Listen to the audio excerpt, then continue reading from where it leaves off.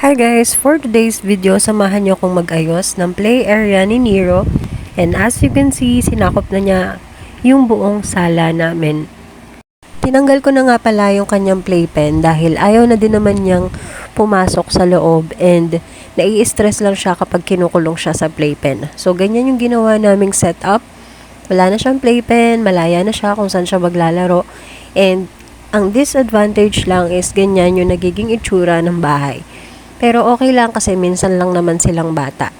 And, ayan, sa nakikita nyo, inaalis ko lahat dahil sobrang daming mga kung ano-ano and mga kalat na din and yung sahig, sobrang dumi at malagkit dahil syempre minsan dyan na din kumakain si Nero and yung mga crayons, watercolor, kapag ka naglalaro kami is meron din mga mancha sa sahig.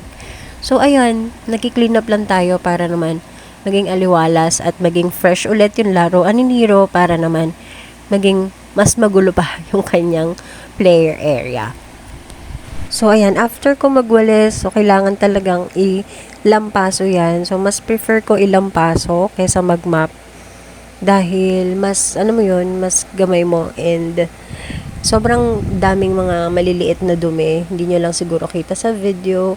Pero ayan, ipapakita ko sa inyo na ayan, may mga sulat ng Crayola. Merong mancha ng watercolor and all. So, kailangan kuskusin ng maigi yan. Ganyan.